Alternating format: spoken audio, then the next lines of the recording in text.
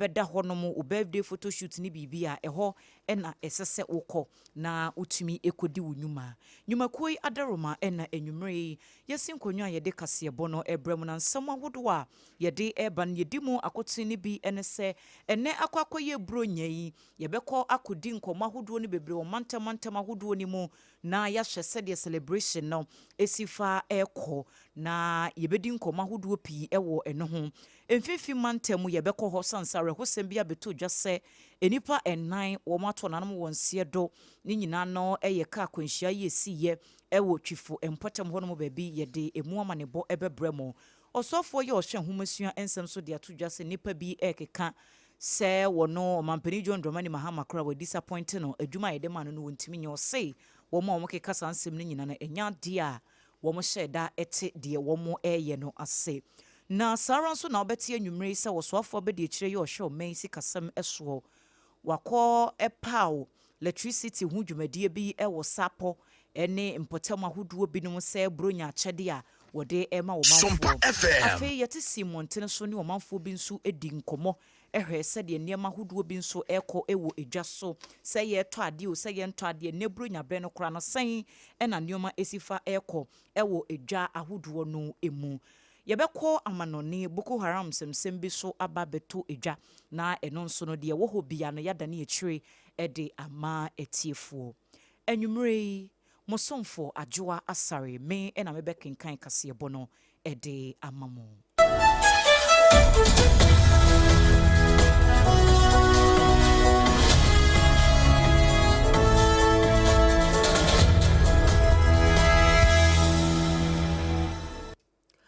Afe Ghana this year ensamno entremu ankasa eniye yeshase se ene akwakoye bronya ene ne yawo Kristo ya chese na wo ho asem ne ho fasode de bebre kwa enam so na wiase nso atimi enya enkwaje enti ye dru December bosom ne de toso adunu nu mu bia no a eno na mama yahodo bebre wiase afana wo ma hyeda ayesi ho se yede ebeka Yesu na woda no ne yahye na sede somfasodie sifate de ma agidifo no wo nso anyamu emfaso edi afiri ho na edru bronya brese ya eniema hodro bebre ne koso eyenije wo mo chade wo chade wo nso a enu anuane chese bas ahodo restaurant bia ye boboboso ene amanfo wo mu ginamu a te o mama calls sede edipa binimo ebeka no na edru sa bre ya na mantem ne dwama nso eniema bo api so traffic wo krom ni chese eniema hodo bebre ena festive season yi amanfo de hyehye so se wo so kwan a wo befa so ede age wo mani na wo maka Yesu na wo no eno nti yebekọ ahoma no so na yakwa akodi nkomo yebekọ asantemantam ye ne ba wa beidu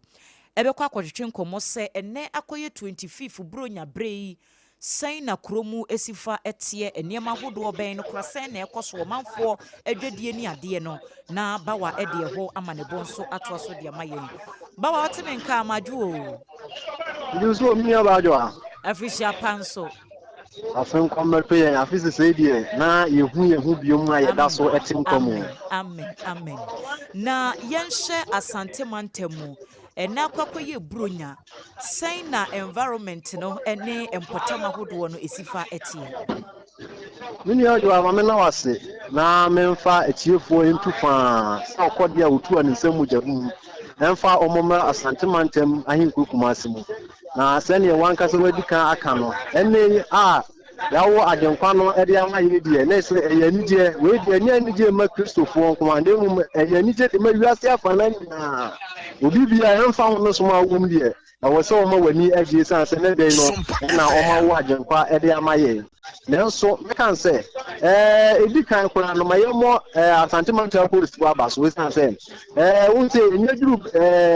ebeje ti se nu a ya na bambo ho se unu ye papa sanse enije na aba nanso ya na enije basa no na nkofo pi no a fi mo ho ne sa yo sinti apolice wa asantemantam o ma fa ato mo so atese o mo petrol eye mpotem ahodo wa asantemantam fa na ba bia it's not say utu nai ba ku mienu miensa woni police patrol car ehia na say wo wa to so say obambo ho sem de ebi mu pa se ne omudi kan ebo ya mane dada say on be hwese burunya bredi obiara ni nkoye ntonto ewo mensini mu ana se nko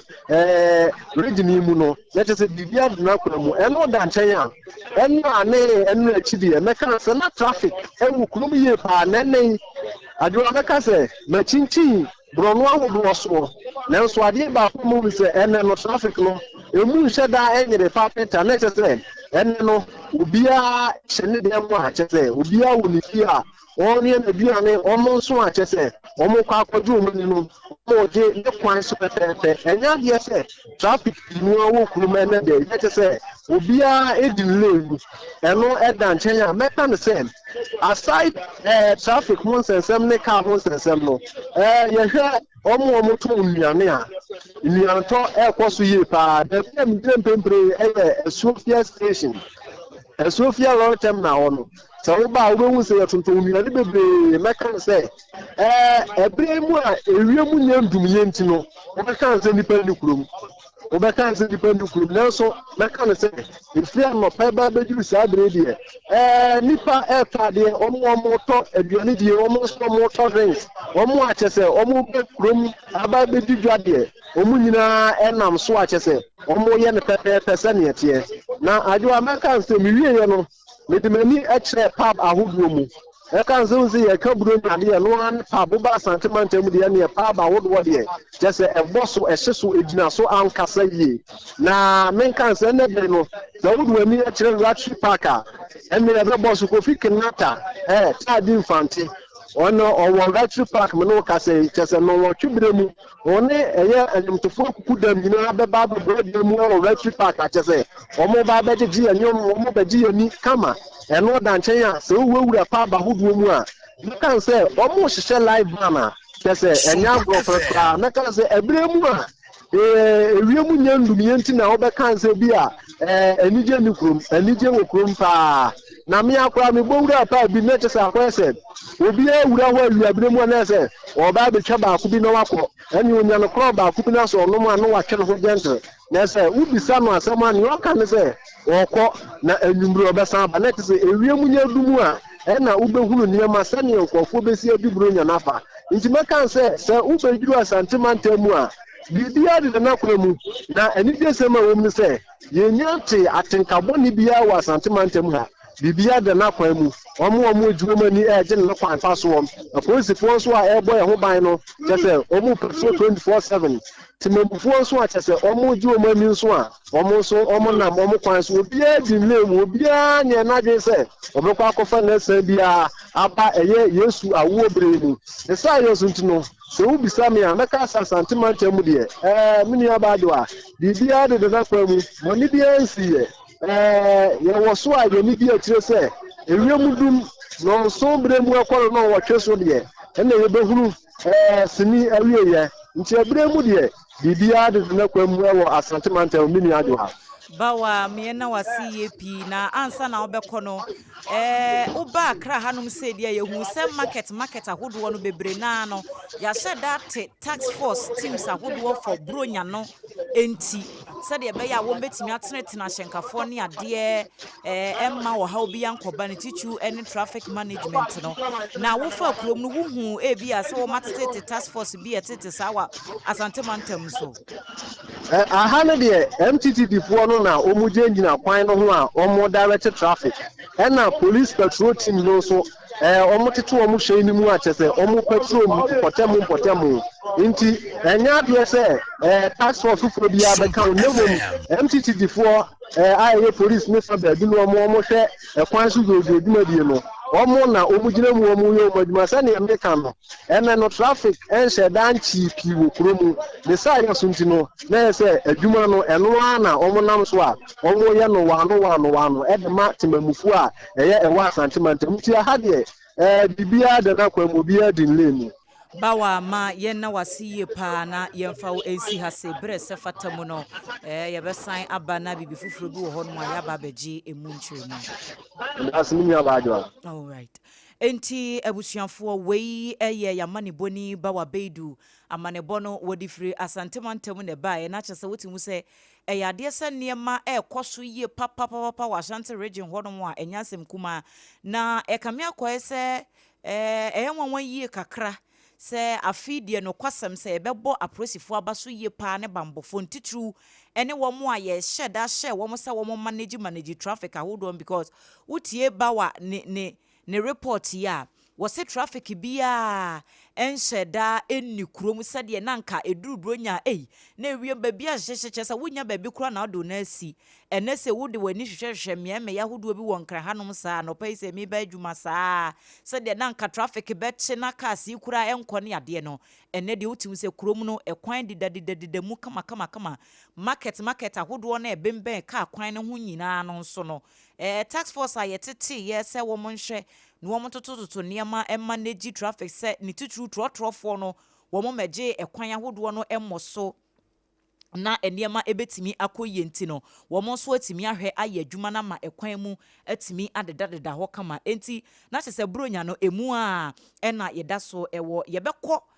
techiman enso ene ne mpotamu na ya hwese de honom nso enkomo no esifa eko enti so mami otutu atuo ai wono ewo ahoma no eso techiman ene ne mpotamu wagye afa na ehwa amane bonso wode ato so e de amame otutu atuo so mami yeah matupe me anu kwonu bi money pankulo na afisia panso techima ne mpotamu ena akwakoye bronya yi san ena nioma sifa ko ewo ho yo mami na wasi majua eni yatie kuna woni nji obi aba mpanso na bunu akoye techima bunu something bi obi akwa ni nkonya so feto no kwasem no afasa imu die enyasem kuma kwa wa ha so die na enua apamu kasa obetie mu wankan kwase na kose omo ye intense ya no no kwasem so obetie mu na onye ye sa 20 second wo aba ne die enya hogo so entinua wa bra kwantu tutu kwan no kwasem se ye sabi go that you should not put na ka bi ye nyem ko ho what we can say what here for who say kwantu tutu kwan no so put na ka you bi you should go to find na die ajua the will be some payment man ko bi mu tie dia na enya some petwa e bi ka bo pepper dey fa eye statement na ni say ko ha die the customer say ka bia ni ho ka na ka ba e chichi ta ye me on there to ye bi ni say eye wo mu 60 credit for na ti wo wo mu chete where the table na no mo di dan se be ya ka no bi be ti ko aba and now me observe what baby I go then you come to car and next to okay the last I should be a couple of them one more yes to see me near ma na come from what to car no come from me na papa what you o ti ni pushing me by one yan yeah we go copy me this is what I can never go for house here o bet me ja yeah na come from hey you yeah you some get you after ya me saru ni get gay ya ampanyi ti akosia panya nyene ne bo nko wa se ne bia danse aponti no no ti akoko ya me so di ko di do nya na aponti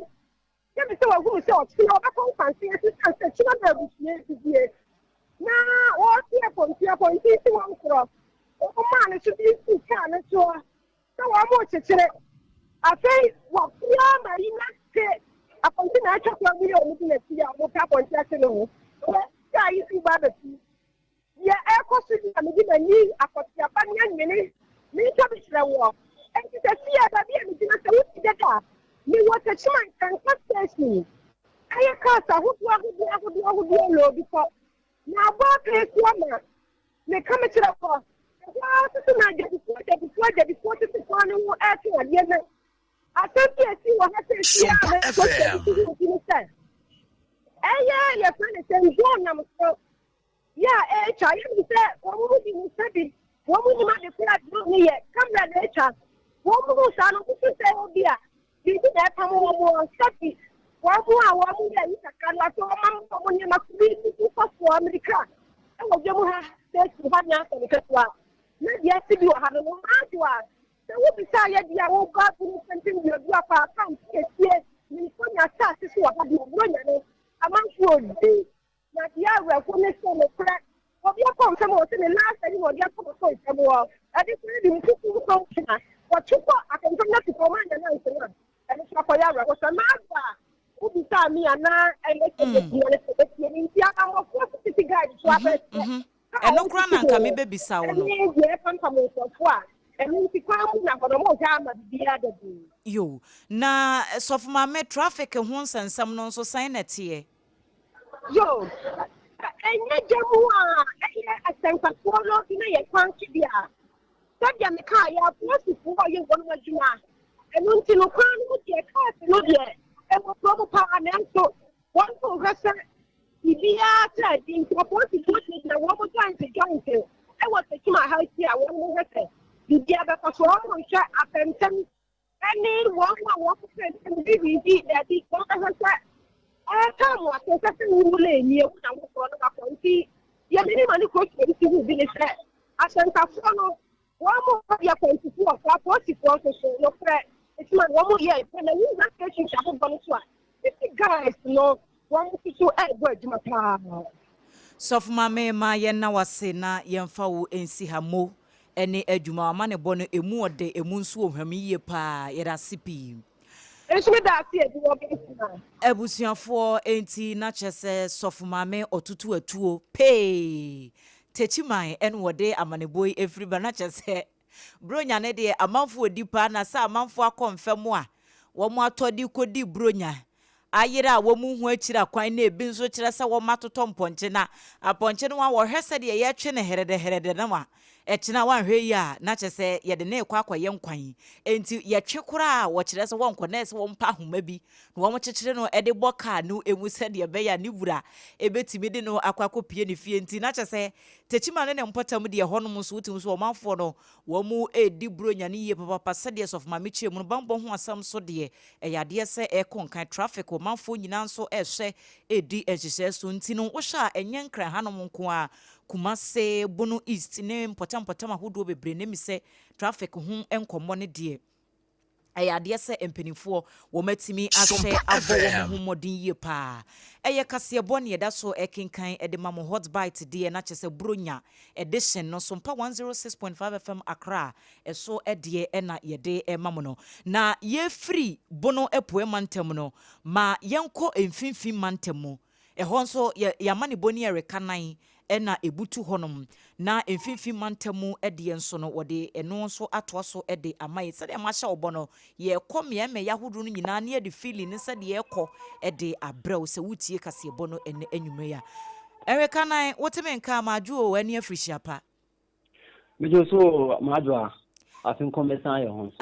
amen ye gidi se emfinfi mantemu Cape Coast ene ne mpotemu e ho nso jokama Ejonde mo menjo sa esante ohwe na otwe efimi a kan kwenhia dobro bese enan ana esiwa ha no no no asumbe de go ha memo kan kwenhia no so no ekosoro afi enti okay ene e bone tofama ye bronya no se na ekọ adwadie niema hodo o manfo gi o mani na fe nso wo de akwenhia ne de no so awo no amayen na sema Joanna yamarugo omo asegu SOMPA eto na mepie mo fifi mantemo na sene udi kan ebusa ya na te ya afi bronya breno oba bepie mo fifi mantemo hanomo a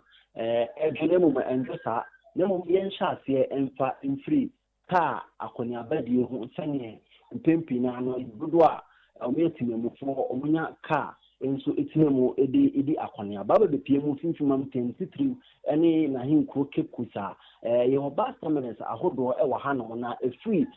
na ochen da eba bepie mu lady e wa hanom ya ade aka ho e ni papa dodo a omo e ahyenkafo ni omudi nkoma omu kirema omu skoku season ni asanse efri dan no benada etwe mu last week Tuesday eba babesi menka se kosia na no kwane de na adaje ni pusokra asanse na ohra UCC na we school ko no e won finfima ntama hen ko Cape Coast no ade na mo yo graduation so ana na hwemu a demi anu mo nto aso school secondary school no omo nso ama kwan omo ko fie enti ene na enye easy na akoko pie mu ba 10 minutes bi ti setan tre a na dodo na epeka e de akwa semfo su abrodun kwa ene abakrampa ebinom enya ka ene dodo na mo ko anopa obi ti tena ho no mo a enimra homache bi mu kra da ba seminar ni nyina ne se ya de dodo mo itu kwan free nkran kumase akwade ba ese omo abebo omo adofo omo ma graduate no na omo dọọso nti omo ba ye no no ma hijack kuro na omo nya kan ko nti no se do na guest house ni hotels a eno wa han do so mkoko buki nti na guest house ni hotels a wa han ni na free na o tia da SOMPA FM okopie mu e ba tem na bi enso etise pay junction na do epeka akodwukwa twofo praso ne twofo himana na honom so nipa abobewa na obugo ni student mu dwadifo emu dodo omo ba boa omo adofo mo graduate University of Cape Coast no mu nyina aba ape honom pay junction honom dodo no mo peka akoma nkesim short pond na akoye bibia honom na ope short distance and na eho odin pa yese bia ofu pay Kusu kota kwade straight then to be no kra no na car fair no na e was ro se be 35 or better 50 feet on kwa or so da ba stem na ho no na se ne no kra na car no be see private car na se akoye mabo ene mahye e wo car no so bia benye bi omo ko Accra no omo efa Ford bus e wo bakano Kipus edi akono na ehon so yese ehon mo line na isumo na nya sanketwa na akeve to say you line no na nya sanketwa kwa eno na tiri so pedu SCC station hon mo so na hon so dodo no aba peso hon mo aquarium metro ma squad na tese bi hon na sansa dodo no mo peka akwa Accra kuma no na omo so eni bi hon na ade a Saturday eno so etwe mu no so no na ehuma gwai hanom CCMA hanum no mo so clean up pesticide flu and opano no si akukusi mondu no na eno so clean up pesticide anya na kan tu pragiantu na eno so akwa asem foforo kwa enso ewo hono mo ana ebi na nemo no yemfa eno no konkoda akusi adwa so ba be pie mu finfi mantem hanuma kamia afi mbronya bre no one dudo na omo yetime mufo no oni omo din koma kamia se dudo na etonyoma wo de etuto afase ho a wetumi se wo mu se sika ho den kakra de na dudo na akire mu a ase aban ya oba no watete nyoma no bi so titiri ene nnuane a etoto ohe dudo a omo kokofa tomatoes eba beto omo kirima ade a tesu kakra gare bo dudo na kirima kakra emu ana anwa Ghana hanu yedi dodo na chimu se no so ateso kakra ntene ura shops bi etese more com shops a ohu se edom ebu hono a ohu ediga o de pie mu finfima ntema hin ku jakese a eno hanu a eno kotokraba market dodo ogu hono mu bakano ene anafo market a adaji ni poso empuman kesi market a hono nso no wukwada omujada no na hono nso kwa wukwada na nya asem ketwa esanse na dodo na akwanya ka na nkan so o makwa ba na obu market no mo anso nso a ena nya asem ye nipa bebo wesanse nipa na ebu hono no na eno nso enya asem ketwa na eno nso konkoda no se mama na ebu masha se na kan no ya da we bi mu fifi mantem e kan ya se ashenka hono emre akwa omo ko si emre na dodo na nim so okọ eba 10 times kra na obenya passengers ebi omakọ ebi omaba na ese botuma ide ni ntene adaji ni poso ade a asenkafo dodo na inya botre esanse commercial cars na ehwan ye dia na ebi uba ho aye den ema edinum private car obi ho na bia oba bi ni djuma bi o takrade otwem abesia akonkran na odu pedu a otumi gina ese ofa obi akọ den no kra no adwonya asem ketwa private car be fi ho no mo pe na edom ekunu ho esanse car na bi ni ho no mo ntina ama enei no asenkafo no omo penpen do ade a na oche mu na ba bitie mu ewo mfimfima ntem hanom a wani bi takrade ekọ Cape Coast takrade kwan no so efebe bi ayensubo menyinda honom ya ade a ka ba akokọ bo ofuma emu nipa mako enum ifiri mu honom a ade a enu adanso so ka kwenhia isi ewo mfimfima ntem hanom an no so na enu nyan pa enebie ya menudi nkwa na se enu adanso so ya ade a ebi nso isi ewo twofo praso kwan no so de ba Cape Coast ntina ne adwoa ina asma se nyoma so etina ebinumu ididwa na dodo a akontufo a ɔmo pɛ ɛhyɛn ɛde akɔ beaeɛ a ɔmo nso ɛkɔ wɔnom a adwuma de ɔmo ba mfimfini ntɛm hanom a ade a safety season deɛ ɔsɛ ɔmo kɔ ɔmo nkyi na ɔmo ne ɔmo abusuafo kɔkɔ di ɔmo na ɔmo nya kaa na dodoɔ no nso ehunu si atete nneɛma so na ɔmo nso etumi edi dwa no ade a kaa nkonhyia nso akɔ akɔyɛ bibi ɛno nso wɔ hɔnom a ɛno nso etwitwa so kwan nti sɛ ɔbɔ ɔyɛ abɔ mfimfini ntɛm hanom a kakra a yɛbɛtumi etwa akyerɛ etiefoɔ ne ahwɛfoɔ no. Eric Mo ene adwuma me na wase ye pa ene wamanebo ene enwumre enti adehye eye Eric Kanan yamanebo ni ede amanebo no efri emfimfi mantamu ena ede eba enti wo hwa abronya ne de ekoso nso ade ba ko emise central region ho no de akwakoye wo haw kese eye womu a womu etu kwan ka ne kura wonya bi na wafo o kire se ebinim kura etimi beda bus terminal honom ema ade kye se de be ya bad near bus no edru station hwa no wotwa ne ticket na watimi enya akonya no akọ baabia wono nso wo pese woko enti emfifi mantam so amanebo ena Eric Kanan ede baaye no na yeda so a eka wo SOMPA 106.5 FM Accra eye hot bite kasebo ena yeda so a ye kenkan ede emamo na yebekwa akodi nkomo afiri sunyan ede aba nanso ma yenhye wei ansana nana German eba homa no so ana ye ne no edi nkomo ahwede yekoso ewo sunyan ene ne mpotam so mi se nana ye krado nti yenkoyi san nkomo na mfiri wotew na yemfa kasebo no nso ento so emfama mo nana woteme nka amaju o afishia panso mejo so mini aba nyame ma fe kometu ye na da so ami na nana German yenhye biaye a wubutuo ho nso hefa ne hefa bi ne watimi awurawura ewo sunyan ene ne mpotamu sen na womanfo ebronya no so 25 day eko mini aba me da se na me ntie for na fe so me mo afishia pa bina sɛdeɛ waka no na nɔpɛ yi na misi mu sɛ mɛkyini sunwan ha na yɛahwɛ sɛdeɛ bronya no ahoboa ɛne sɛdeɛ amanfo aso mu na ɔkora mehyɛ ase fa principal street of sunwan na sɛdeɛ nnora yɛma atiefoɔ ne ahwɛfoɔ no nya ne nteɛ sɛ nnora na traffic ɛwɔ kurom no ano ɛde san sɛ na nnora na ɛyɛ last market ɛma sunwan ne bono mantamu afɔ bebree nti ɛma traffic no na ano yɛ den but na deɛ traffic no what to so enra de no ho a eye ene akoniaba ne nte se de da etie no na mum eye chen enra no na ade ba akwa a mehwe eye ba bia bi wura yo mo tonton ne ma no particular yo mo ton aponche fo no call mo chen na mo se afi market ne enye na omu ni ni nti a market ne enye no enti omo a omo nso pa aponche no bi ato no nso me ne obi mo nso di nkomo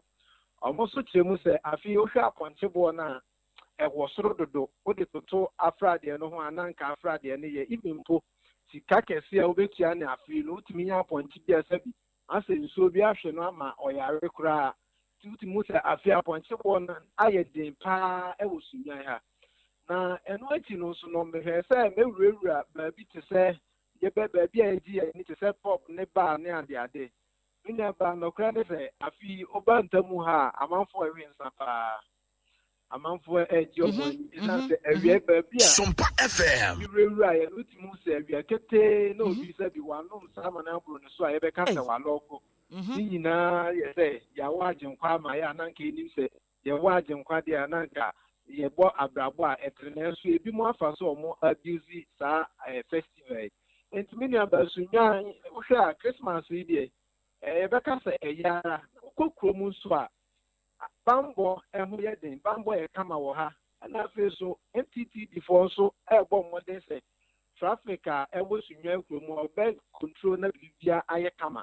emum ensa na amanfo ewe nsa pa enti no o hwe dia sunwa omu di Christmas no pa na se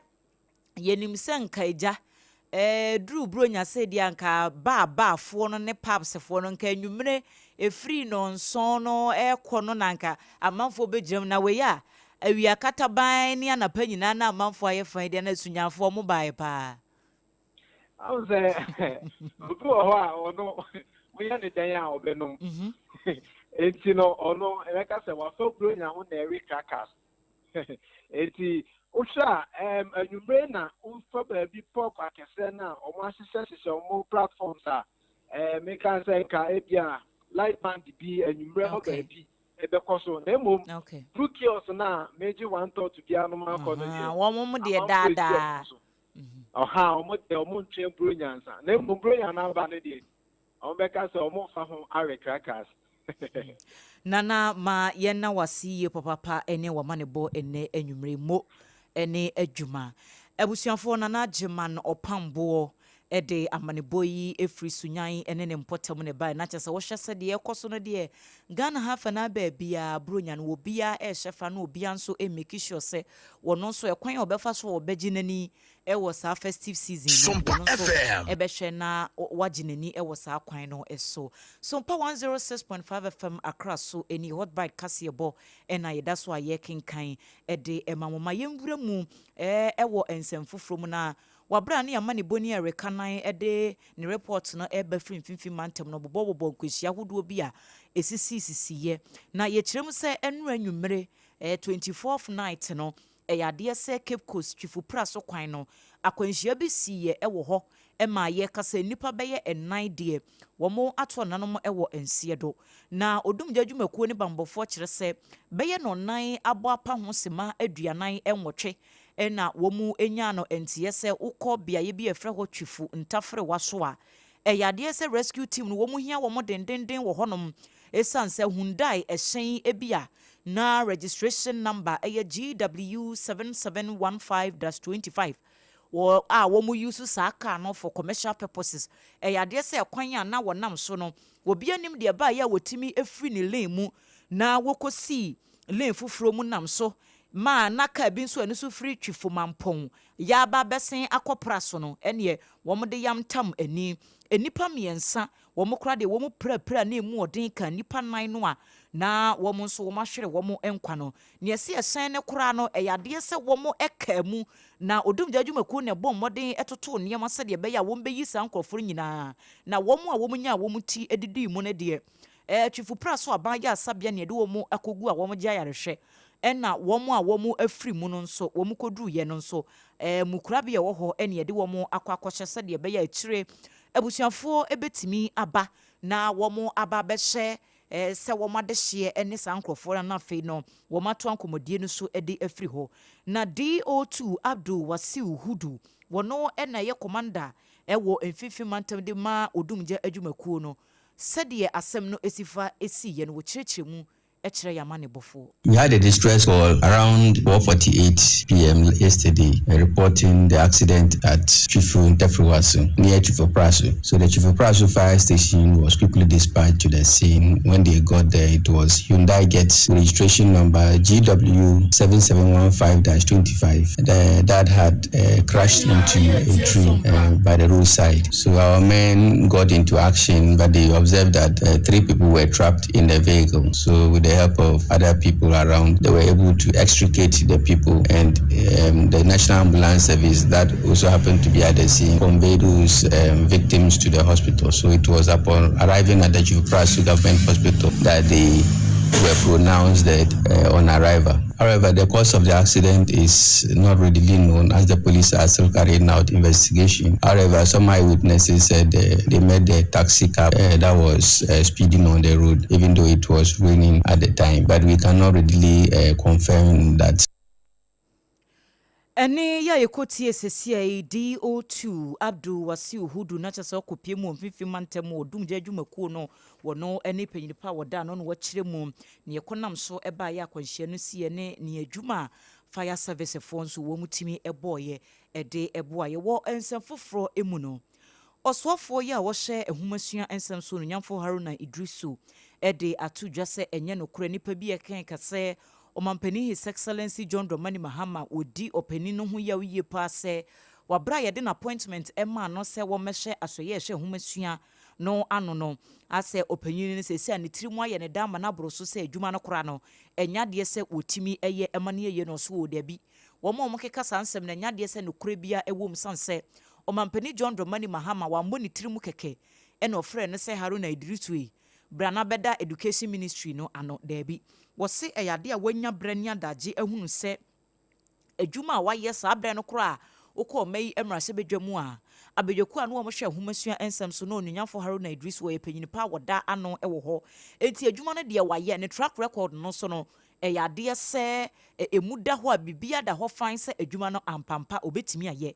na sebe enipa dodoa na ewo ho no ena omampani John Dramani Mahama hu no ena wo se wono no wo gidie woni mu se wo metimi anye wo se ade ba ko ese se omanfo hunu ne se education ministry ho no how bebre ena ewo ho free kindergarten for so kosi primary for ya besin ko senior high junior high school ekopim senior secondary ne wo mom keka ho no nyina o ha hodo bebre na ewo ho no wogidi se wo ba ye asoe no so atimi abom ho moden de niema pa bebre agu akwan mu a eniema ekoyi. Sure, President Mahama thoroughly engaged and consulted before the decision to send me to the Ministry of Education, probably to help him reset Ghana's education sector, which undoubtedly faces enormous challenges from kindergarten basic education through primary, junior high school, secondary education to tertiary education. There are significant challenges and problems that need to be dealt with head on. And I'm sure he trusted my judgment in that respect. I have not disappointed him in the last 1 year, and I shall not. And we will review and reform Ghana's education generally in order that we would produce competences that can stand the 21st century. And therefore, we intend to work to equip Ghanaians with what you call the 21st century skill. Ene ya yekotie sesia yi soafo ya wo hye ehumasua ensem so ononyamfo Haruna Idrisu soafo abedi akire ya wo hye oman sikasem eso no kro ya mrase bedwani a wogina mu de ma omanfo wo asujaman abato empeso so ononyamfo Thomas Nyako Ampem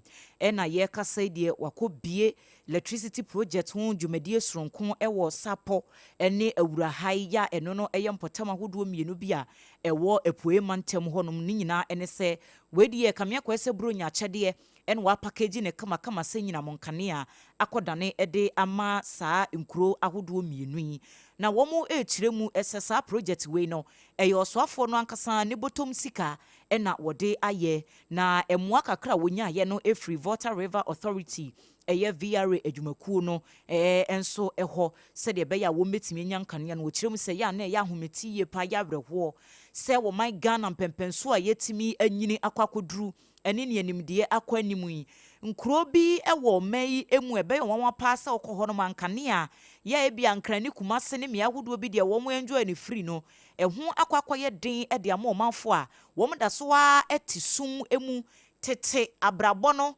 bobo ne nkanea lanterns ne ade no enwa no wo mda so ewo mu a wo mo edi wo mu dwuma yade bi nso a ehadwene enti wo hunu sa no wo se da bi sese ya bronya bre mu omanfo ani abre no wo mo ju wo mani ne de ono so bepe bronya kyede kama na wakwakodane akire de amom ne se wahwe se enkanea ebekosa nkroto ahodo mienu yi ewo nabato empesoa no eso na enne wabra no wo mu ebie dwumadie no ano no ensema ahodo a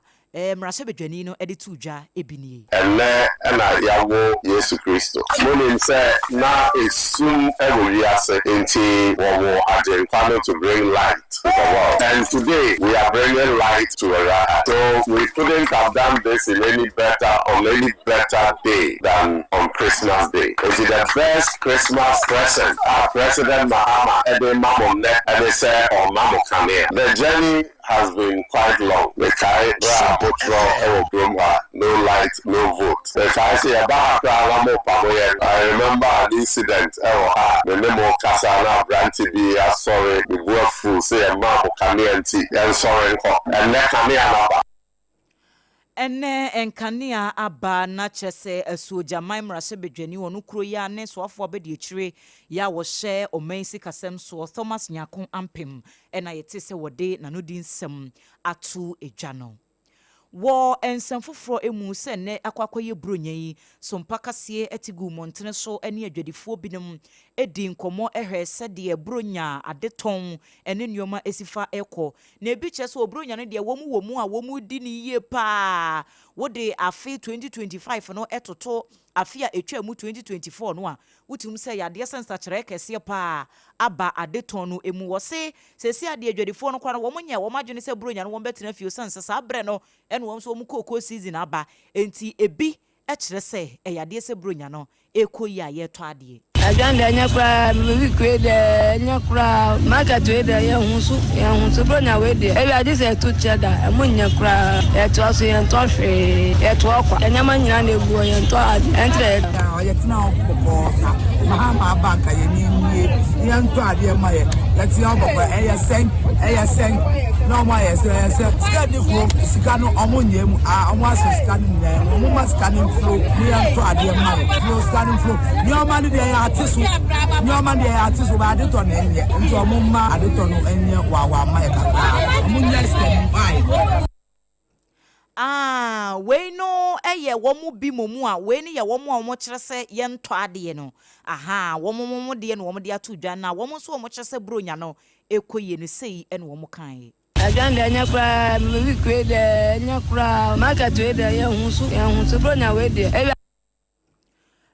abusuafo mo mfa enkyɛyen ye hwese ye nsa beka wo mo kyerɛ sɛ bronya no ekoyi no na yahye abo ede amamo emise enua na edamu no enti na ebi kyerɛ sɛ bronya no nka ekoyi wode toto afi etwem ebu nso kyerɛ sɛ afi de ne de enya de sɛ ekonkan kora enyenye ye bekoye nim na ebre sɛ fatam ye nsa ka yabo ede ama etiefo wo ensamfoforo emu no imate ahodo nipa binom ano wo mo eda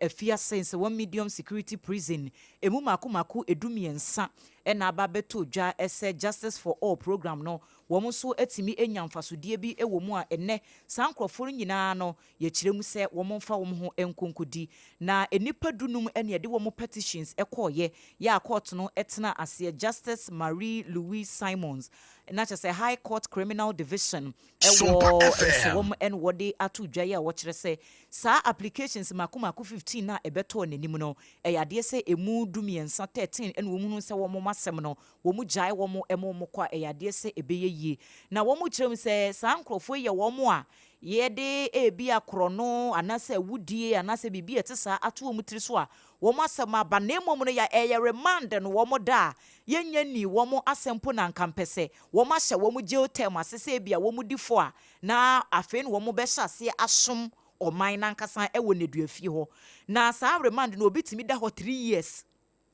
obitimi da ho 2 years obitimi da ho 5 years na nasem kura ye mfren kan enso ebu ho no mo kura obeye mu aye hwehwemu no na sa bi nipa kura no kura no eye ntwatoto bi ne de ato no so kekanka ye makwan adi nasem a enka ade se nneema nyina ebetimi akonkan so no wonhunu saa ade yi ebi ewo ho enti sankofo nyina ye de wo mu case no eba ye no ene wo mu chemse saa Justice for All program no ya 2007 ene ye de eho asem anase ho dwumadie hyase se eye adwuma wo Ghana ha enipa pem ena enyamu emfaso a enne saa enipa edumiensan so no court no ekire mu se wo mbetimi agya wo mo ama wo mo afom ho adi nemom mienu na eka ye ne de wo mo se wo mo cases no se de esi fate no ano oden enti ye gya wo mo sesi a ese wo mo enkwa wanhwe ya na amfa asempapa ma enunti na wo mo de wo mo da so a ewo eneduafie ho mo a ebre se fata mu no so empenifo behwe na wo mo atena wo mo asem no so na eniema atimi akọ enkan ye to akasebo no so ewo ensemfoforo mu ede amamo a womu a womu ton body adwadifo a womu edi body hu dwa ewo Kumase Asante Mantem Tichu bola ho ene aboabo station honom no womu market queen no na bedi akire eye nana akua afriye na wode adesrede eto aban anim sesanke be ya se aban eye budget se ye sika ye de bebo man ne ho bra anka womu mfa akunafo ene enyanka womu nibie womu mfa womu so enhye budget ni mu se de be ya ebetimi aboa empoanye bi kura sa afen be so na kunani anase ja kan na wisia bi no de obedi kura aye den no ya na eye ohawa hodo bebre na okire mu se sankrofo wendodo no a wo mu nikamafo ni abusua bi a enti se nye obi na beka na koma en wo bekwa akoye sa nipa kro no aya na kyesa sankrofo we nyina no wo mo nenam ho no mu ahokire buburo ena ekum wo mo enunti ena wo kire se aban no ebedwene wo mo de wo mo ahye budget mu a anka ebetimi aboa pa wɔde nsɛm wɔ nyinaa ɛto dwa wɔ bra wɔboaboa nneɛma ahodoɔ binom ano te sɛ mu anwa ne adeɛ na wɔkɔpie mu Kumasi Central Market bola ho ne aboabo station hɔnom ɛkɔda ne akyire ɛde ma asankrofo na wɔbra wɔkasa no sei ɛne wɔde na desrede no ɛto dwa Botai bi asimani so sɛ afi bia na yɛ kunafo adɔye esan sɛ ɛyɛ ade ababra hyɛ ato wɔ sɛ yɛyɛ timi de nyame asɛm ɛna me di so nti afi so na ɛnɛ bi sɛ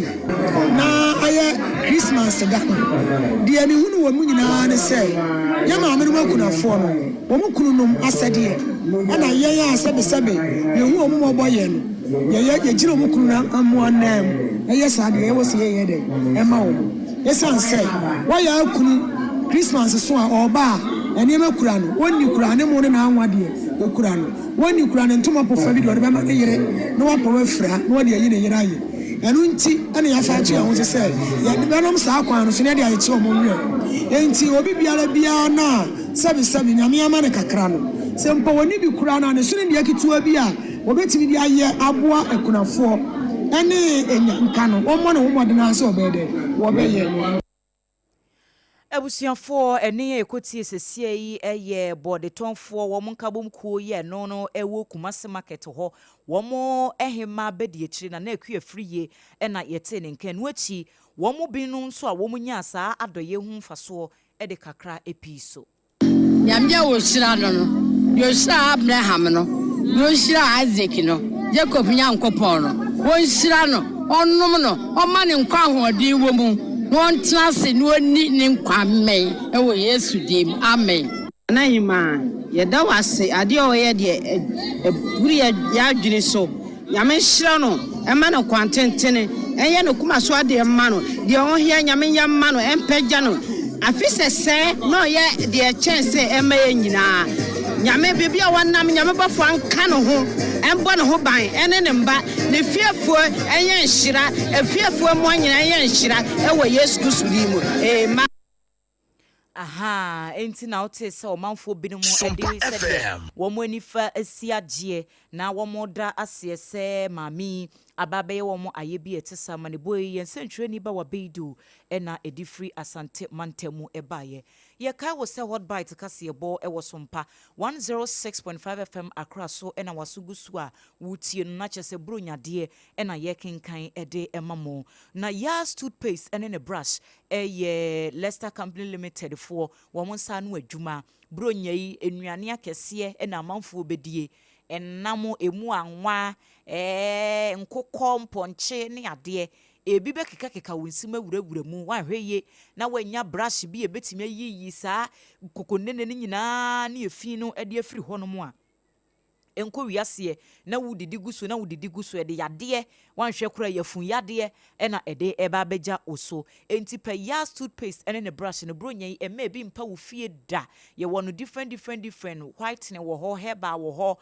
total care wo ho enti de wo pe bi a ubetimi ayusu pe bi na use baby etontontonto sanne ma bi a supermarket ahodo shopping malls edwaman so yade se abu Leicester company for ene de Yas toothpaste ene ne brush aba edwaman so number upebi ato a wobɛfrɛ wo mo 0501 619588 0501 619588 eno Accra number ena Kumasi nso ya 0501 390338 time herbal mixture ena nwumre ye kamfo ede amawo na bronya bremu ye hia hoɔden ye hia appetite na ye de didi sanse nuane ne de nyame adaworo ma abu enti so obi invite o pa no wano aduane ne mutuo ne nkatenkwan ya enie jollof ne chicken papa bi a enie na wo se wanu ato a wontimi ne didie eya na ebe ha dwene yie pa per time eba mixture ne bi nenom se wo honam nyina ya o ya waposo won hyeda enya nkanya bi ampo se sore na ye bibia time heba mixture eni aduru a esese ope akira kwan bebia ye tonton saa enuro we nyina no pharmacies ahodo heba centers ubenya bi ato 0244 417 669 0244 417 669 na bronya brei emumu amoye parties mu amoye orders matise nsori ahodo bi mu kura na wo moye end of year party ede ama womo members ne womo adwumayefo se wo pe bebia wo benya dokono a emre dɔkono a kyɛ sɛ homoto sei dɔkono ebetimi ada hɔ na wɔtwe bienu na ɛnyɛ hwee dɔkono a wodi a ɛnka wafunu mu a mepatɔ ɛyɛ Jaws hot kenke ɛyɛ Jaws hot kenke ɛyɛ Jaws wɔn hot kenke ni bi pɛ bi ne kotu tɔn yɛde ma as low as 3 Ghana cedis enti mu a mo pɛ dɔkono ne dodoɔ mu de adi mu dwuma ne sɛ wotɔn anase wodi edi wudwuma bi no me pacho Joseph akachi ne sese wokɔ wɔn ye bread and pastries no wɔn na akɔfa sa Jos hot kinky no aba enti baby a wɔn ye no nso de ahunidie ho asɛm no ɛyade se ekoyie pa dome commercial bank no echi hɔ ɛhɔ ɛna obehunu Jos bakery anase Jos hot kinky number a wobɛfrɛ wɔn ɛwɔ so ɛyɛ 0256 06 8832 0256 06 8832 na wone womo akasa onga bronya yi nuane a yenu nyina shito ayeye pepper sauce ayeye kyerese froya hodo emu menkwan ene light soup ni nyina onga spices no ene yede ye wode yede steam yakokɔ ye wode yede ye aponche ye wode yede ye nantwie bibia bi de yede ye froye enkwan ni nyina mo amoye noodles kra no mo benya mo de na mo yusu ede aye kama chinchingafoɔ no mo so mo de wom aha mo nkɔpɛ bi mo fan spices no mo fan jene no na taste no entimi emram onga de ɛyade sɛ FDA fo atintim so wo stamp so agye atom sɛ ɛyɛ product a ɛyɛ papapa preko pɛ uyusu nso a unya wo haw bia ɛwɔ kyire ɛnyɛ na ɛwɔ baabi a tonton saa nneɛma wɔ nyinaa ukɔ adwama nso a abu ɛwɔ hɔ Midimafo Herbal Center Dr. Sebra no wonfa ebre ento yade no so se bronya bremu obi sabi obi ebubu egudem obi aka ho wontimi nsore obi tena se kora sisi yade enti na akwakoye wo ha hodo bebre diabetes asikyire yade moja broso kidney failure ene ho nkro ne banyina no Midimafo Herbal Center Dr. Time da so ene ye kanfo no ede amawo Dr. Bebie branch ewo poku asemayira enkran ha enti mu amwo nkran ha nyina mo fam ani nkyire mu ewo ho ena asantemantemmufo eyi kumase nso de abu akwagogo munim dada se eho ena tena yekese no ewo enti fa oyade no kodan doctor e na wontu ase emfa emmawo doctor number no eye 0244 774282 0244 774282 ana 0500 7215 RSYD Novigi Studios eho any studios so papa ya upgrade no ye nam abefo kwanso hihye studio no kama enti creative directors professionals amu shoot content any ade tiktokers bi obu ho no wo script bi ni ade background okra ye kama obetimi de atwa ne pictures ne promo ne banner bi o backdrop bi ne picture bi o person wode ye no nkotwa picture bi a wo ba bi manimu meyensa mansama bi ade bi ko RSYD Novigi Studios womo atena ye ewo enkran hanum se malama base first Kokoko Street no ehwa a ena womo birthday photo shoot ni Christmas shoot ni nyina no monko na monko ye ewo ho konso directors no womanimu te wombetro se de obesifa pose ya pictures no ebetimi aye fe kama wompe wei na wopede enfra womo sesi na bookie ewo 0574 71 5778 0574 71 5778 and 0303 974822 na woni womu eni enkomo wo madaruma ye dane ye hu sima ye ba ye beto akase bono eso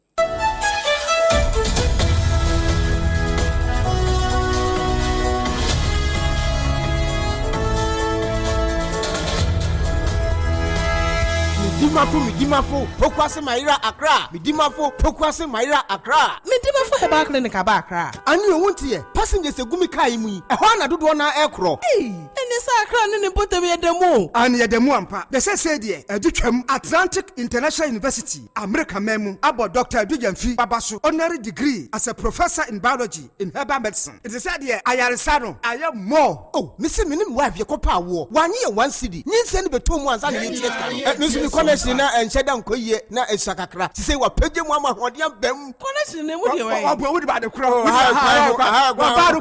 kra ya ka stroke nso de wo fa no small chese agidi wa wu ani de asie no yare bia etatia e wo Dr. Tamda so ani so diabetes hepatitis B prostate hypertension malaria yare bia Kumasi say omo agogo opposite government school no ena nkranhanso obepiem e wo pokuase mayira kwan no so frɛ doctor 0244774282 ena 0500727215 me Dimbafu Herbal Clinic Wudimafo ne hwa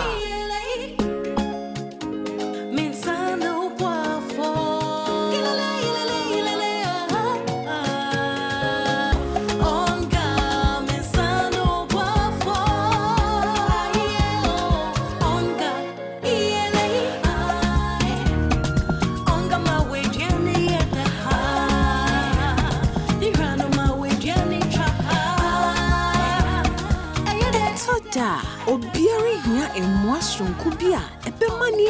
ni opepa aye de change onga mama sano boafo FDA agi edwadie yin krato yaso SOMPA ASARE 2025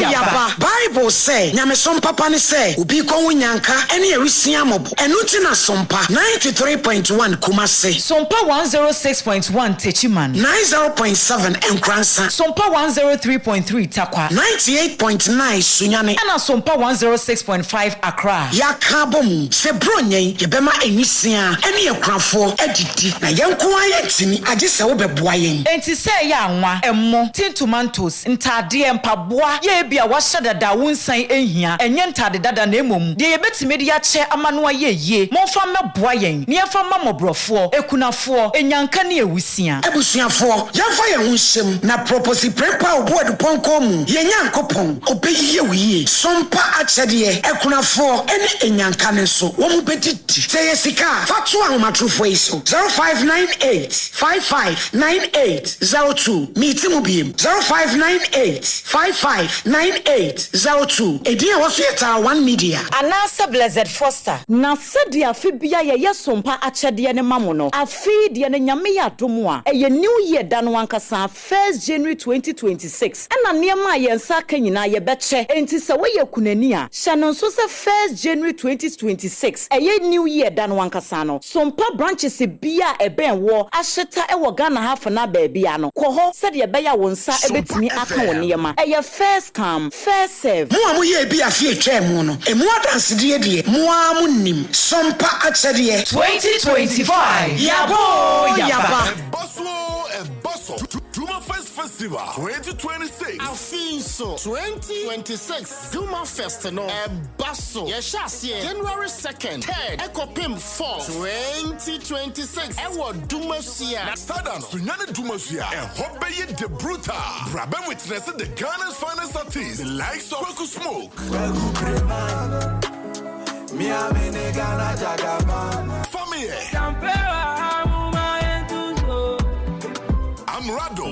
Me I see me penipa. Because I'm why I see me did. When the shade. And I cannot deny all of my love for you. Now the legendary Ophelia live band in Super Wosono. Sponsors 21st Clinic, Down Delivery, Box and Bottles, Jace Ackley, Big Drop Agency, Cowbell, Twisco, Holy Crest Block Factory, Black Lounge, Eastbet Hotel, Sheila's Executive Hotel and Lodge, Media Partners, SOMPA FM, SOMPA TV. Nasada no, obi bi o peso beton de no. Ombebu ku table, sika kuma bi e no betia. Press 024-188-3559. 024-188-3559. Duma Fest, the pride of the people. Duma Fest, where culture comes. Duma Fest, the heartbeat of Dumasia.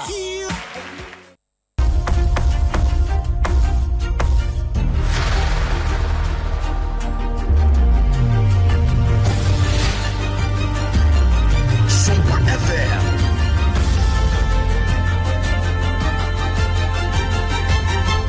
SOMPA TV, Emma Aketiapa.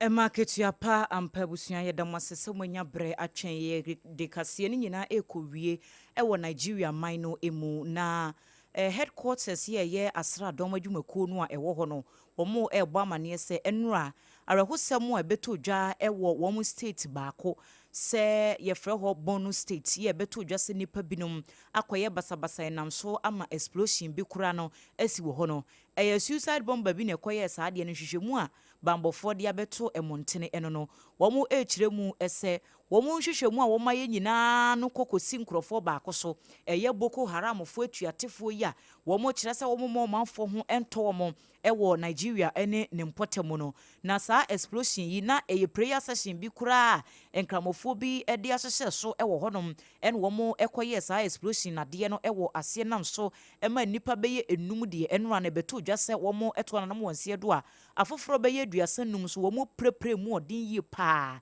na sɛdeɛ wɔn findings no esifa kyerɛ sɛ ɛyɛ Boko Haram terrorist foɔ ya ɛna na ɛtae saa arehosɛm no akyi na theater command spokesperson ɛyɛ Lieutenant Colonel Sani Uba wɔno na ne nsɛmtwerɛfoɔ twetwe nkɔmmɔ no wɔka kyerɛ ɔmanfoɔ ɛte mpɔtam wɔn titru ɛne wɔn a ɛwɔ Borno state hɔnom sɛ obia ɛnka nakoma ɛnto ne yam na bambɔfoɔ ɛbɛyɛ ne wɔn bɛtumi bia sɛdeɛ ɛbɛyɛ a wɔn de asomdwie ɛbɛba Nigeria ɛne ne titru Borno state hɔnom ɛno so ɛna yɛgyina na ɛnɛ bronya dai nsɛm ahodoɔ a yɛde bɛsom mu anwummere yi sɛ hotbite kaseɛ bɔ no yɛde ne nyinaa asi ɛde amamusafei ɛna waka yɛn ho a ne yɛde baayɛ no yɛde wokɔ mantam ahodoɔ nyinaa de amanebɔ brɛ wo sɛdeɛ bronya no esifa ɛkɔ afei yɛde wo ɛkɔ edwaman ahodoɔ so sɛdeɛ ɔmanfoɔ so esifa ɛgye bronya nsa de tɔn no ɛkɔ yie anasɛ ɛnkɔ yie de mu amanebɔ nso ɛbrɛ mu ɔsɔfoɔ abɛdi akyire yɛ ɔhwɛ ɔmɛn sikasɛm so ɔso ɔnokoro ya ɛyɛ asogyaman mmarahyɛ bedwani wakɔ commission project kɛseɛ bi yɛ nam so ama nyinam nkanea aba sapo communities ahodoɔ bi a ɛwɔ apuɛ mantam na ebi ka ho ɛna yɛde bɛsom yɛmfa seda no ɛma Leicester Company Limited Time Herbal Mixture Jaws Bread and Pastries a wɔmakɔfa Jaws Hot Cake aba Onga Mama's Helping Hand Midimafo Herbal Center ensu kura yimu RSYD Novigi Studios wɔn ɛna ɛsɔ yɛsena ɛnenwumre yɛde ensɛm no ɛbrɛ Midin ɛde ADWOA ASARE na efiri sabre ya ɛkɔ no yɛbɔ mo nwomo a na yɛde agigigi mani bronya bre safo ayɛ karado a wɔ ha enti enua mu an wɔ bɛbɔ nwom kama ama bronya no bebia wo bia no so ahunu sɛ wudi yɛma obi biara afirihia pa SOMPA FM yɛbɛsan ehia na kase yɛbɔ bre nso duru a yɛde nyina ato am so